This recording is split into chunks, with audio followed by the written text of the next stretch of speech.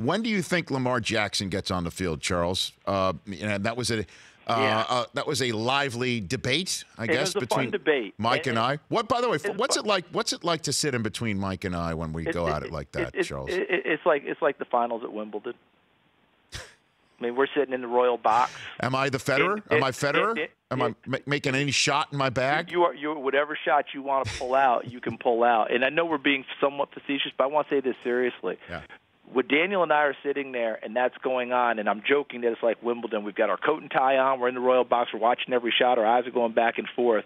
But the thing for people to understand, and I know it's hard because some of these conversations get to be kind of tough, is that your job is to challenge all of us, and you do it extremely well. Thank you. And you also bring a perspective of, you do realize people are asking these questions. People are talking about this. This isn't just something that we're just throwing out there.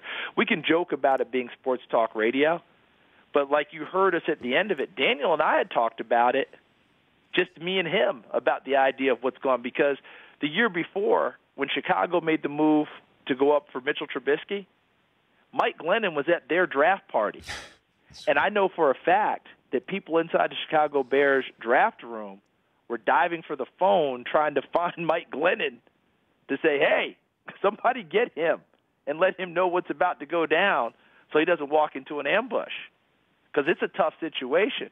And look, if Joe Flacco doesn't want to talk about it, that's entirely up to Joe Flacco. I know you weren't disputing it. Mike was saying that he doesn't need to talk. I get all that.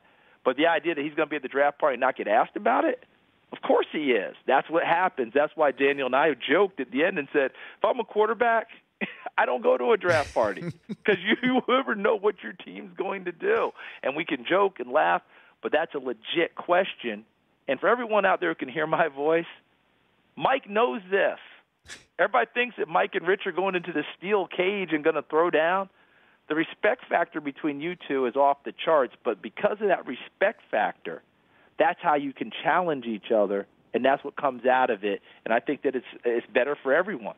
Yeah, and the question that this was all about was about, obviously whether Flacco was going to answer a question placed to him about, hey, Lamar's here, and he obviously doesn't want to talk about it. He don't want to talk about it. Because this year, either Lamar Jackson's going to take his gig. Yep. Or next year. Or this is the best case scenario for Flacco, is that Lamar Jackson has a package.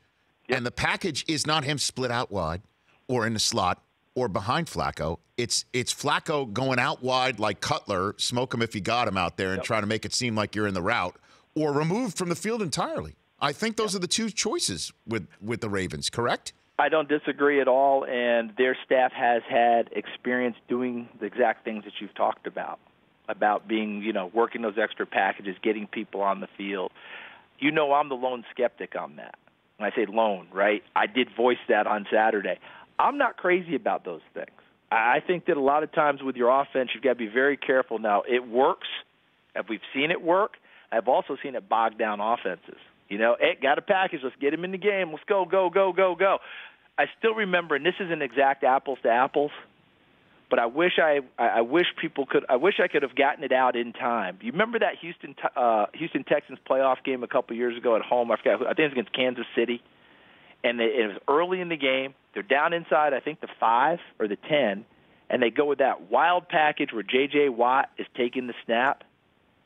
You remember that one? Mm-hmm. And I'm screaming at the television, are you nuts?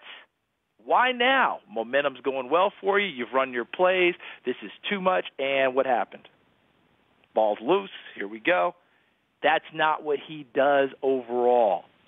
I get very careful. I just don't like doing that. Again, not apples to apples because he's not a quarterback. But I think that sometimes we get an over-reliance on we have to have him on the field. We have to do it. I say let it be a little bit more organic, but I'm the old curmudgeon with that. Which is why Daniel Jeremiah said he's looking forward to the preseason schedule, because this is all going to have to be worked out in the full view of all 32 teams and everybody who's evaluating this. It's a fascinating storyline to come out of the draft. Charles, I love you. Thanks for calling in. It was just another stellar draft with you, DJ, Mike, and the whole crew in the truck and all around. It was awesome. Hey, thanks for having me. And remember this with Baltimore. Mm-hmm. Remember how Joe Flacco got his job to start the opener?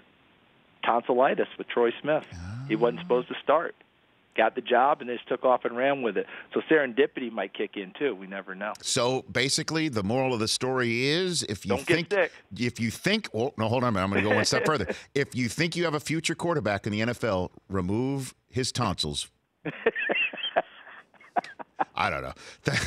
And don't go to the draft party. Take care, Charles. Be We'll good, chat soon. Rich. Thank you. The one and only Charles Davis at CFD22. The Rich Eisen Show, weekdays at noon Eastern on Audience.